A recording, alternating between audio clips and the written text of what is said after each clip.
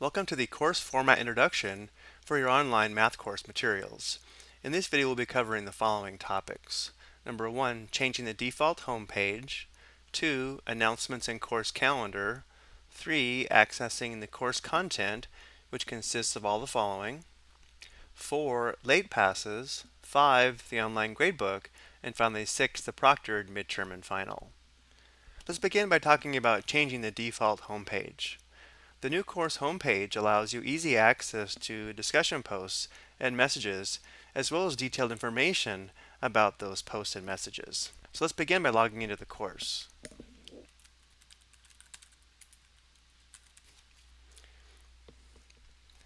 Normally it's best to use the default settings shown here, but if for some reason some of the images or equations don't show properly, you can also try forced image-based display. We'll go ahead and leave it on defaults. Click Login, and this is the default course homepage that we want to change. We can change the course homepage as well as change other settings by clicking on Change User Information in the top right. We want to go down to Show on Homepage and check these first two boxes for the New Messages widget and the New Forums Posts widget. I also recommend clicking on Notify Me by email when I receive a new message, so you'll always know when I send a message in MathAS. You can also change your password here, change your email here, as well as change the course default theme if you wish. I also recommend uploading an image of yourself here so everybody can see who you are. Just click on Choose File, select a picture, click Open, and then Update Information. Notice now there are actually three windows on the home page. There's a window here for the courses you're taking, and there's two new windows, one for new messages and another for new forum posts. So this is the home page that I recommend. Now let's talk about the announcements and course calendar. Announcements are where you read about important information about the course, all due dates from the announcements, as well as on the course calendar. You can access all online video assignments, homework assignments, and tests using the online course calendar. So let's take a look. So if we click on the link for the course, notice at the very top you see announcements as well as a calendar. If we open up the announcements tab, again this is where I post all of the announcements, which gives important information about the course. You'll also find the due dates in red. Below the announcements is the course calendar. I'm going to go ahead and expand the course calendar to include an additional number of weeks. And notice how the due dates are also posted on the course calendar. If we click on a particular day, the links to the work that's due that day are at the bottom of the calendar. Let's go ahead and change this back to 4 weeks. Now let's talk about accessing the course content. The course content is organized similar to a textbook. The course material is divided into chapters or modules. The chapters or modules contain sections. Within each section you'll have access to the ebook, video lesson, and any online homework assignments. You'll also find the chapter reviews or practice tests, as well as the actual tests at the bottom of each chapter or module folder.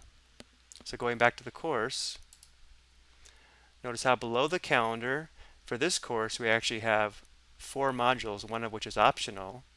If we click on a particular module, let's say module 3, notice how there are several sections. Also notice at the top there are chapter resources where you'll find chapter notes as well as other resources which you should find helpful. Now if we click on a section, there will always be 3 links within every section. There's a link to the textbook. This is a PDF file that you can download, print, or save as needed. There's a link to the video assignment. This is where you're required to watch these videos, click that you've watched the video, and then click Submit to receive your points. There will be a timestamp, so I can tell if you watch the entire video or not. And the third link is for the online homework assignment, most of which have a video help option here that explain a similar problem to help you with the homework question. And these are different from the video lessons, and that's why it's always important to watch the video lessons before attempting the homework. To enter more complicated answers, you can click in the answer cell, then this yellow arrow to the right, which brings up the equation tool called MathQuill, which will help you enter more complicated expressions or equations. You can attempt each homework question as many times as you wish to get full credit, but if you do miss it twice, you have to work a different version. Notice at the bottom of the module folder, there's an optional practice test or review, followed by a link to the chapter test. So all the course content is organized in the same way. Now let's discuss the use of late passes.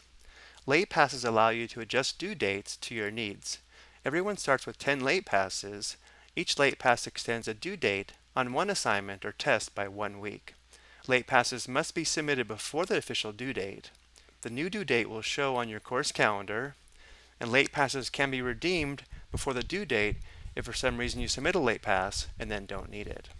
But just be aware, even if you submit a late pass, the score will count as a 0 after the official course due date until you complete the work. There are several ways to submit a late pass.